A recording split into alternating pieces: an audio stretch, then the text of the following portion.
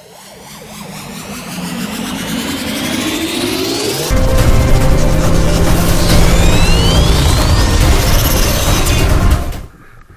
YouTube audience, welcome to my channel Active Riders, and this is your host Bimal. Today, I would like to take an initiative on one simple question which is floating around internet for a while, on TVS Apache RTR 200 4V. Whether you can consider this vehicle at the time of purchase with, and people are comparing this vehicle with um, Pulsar NS200, which is a good rival for this vehicle, and RS200, which I think is like comparing this vehicle to RS200 doesn't make any sense for me, uh, because that has fairing. Maybe engine displacement would be same 200 cc, but AS and RS have fairings, and even Bajaj Pulsar 220 Fi also have semi fairings. So that improves, you know s- slight fairing can improve the top speed of the vehicle, and even it can cut through the air. So even the performance get a little bit boost up. So this is particularly a street fighter. If I calculate as a street fighter, we have only three vehicles right now available, which is um, undoubtedly the KTM Duke 200, which is the king, and Pulsar 200 NS. But after TVS has introduced Apache RTR 200 4V, the plan has changed. The sector of this level has changed. Yes, the power is lesser. I know the power is around 4 to 5 bhp lesser than other vehicles which are going around right now.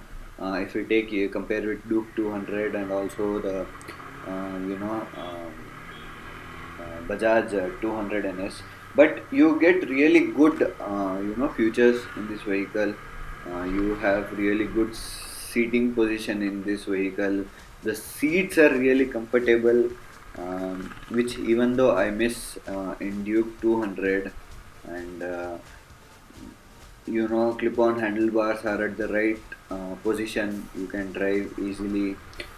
It is a vibration free revving engine.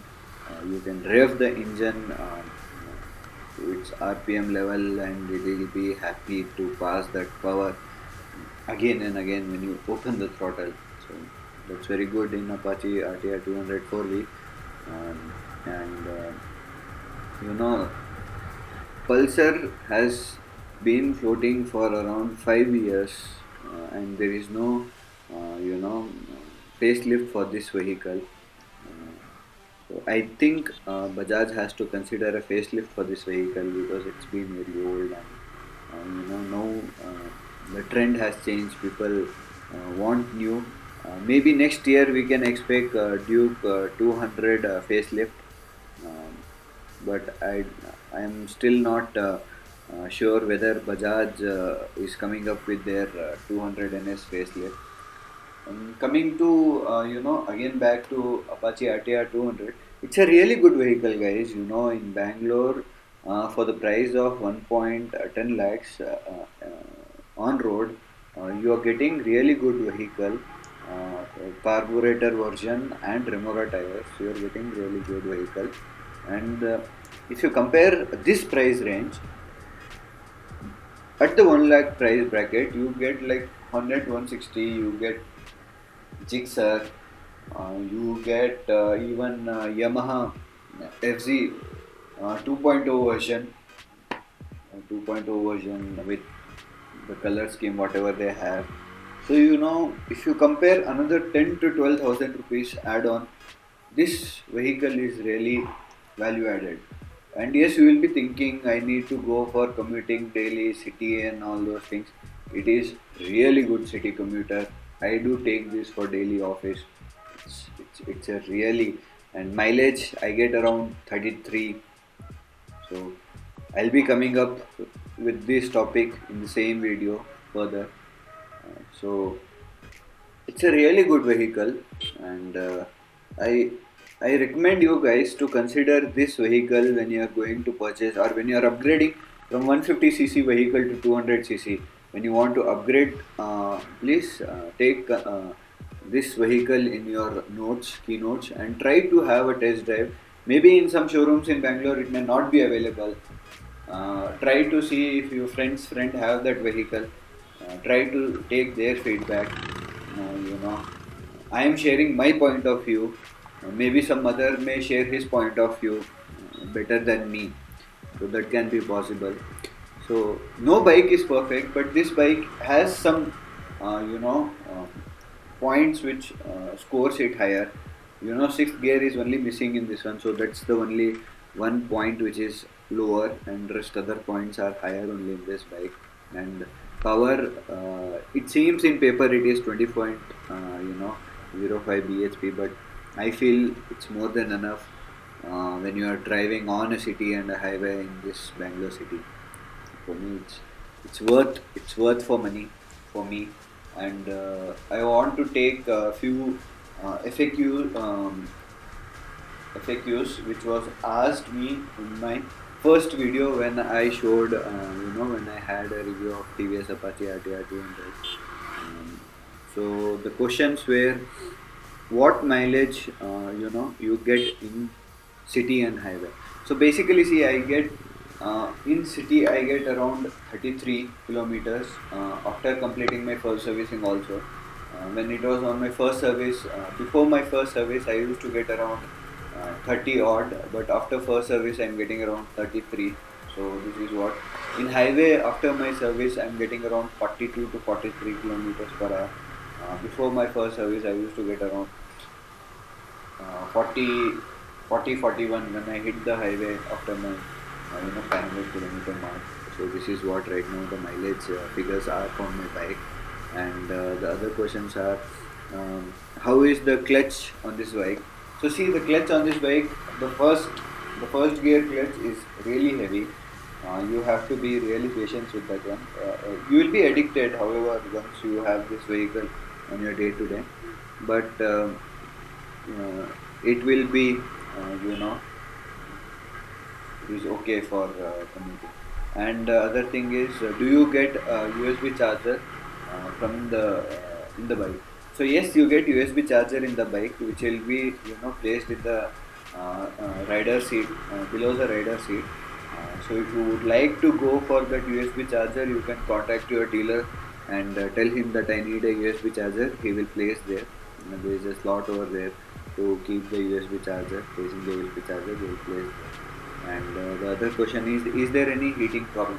See, this is an oil-cooled engine, so there will be slight heating issues, but not as heating issues as I have seen in Q200. But um, yes, there are slight heating issues, but it doesn't affect your ride conditions.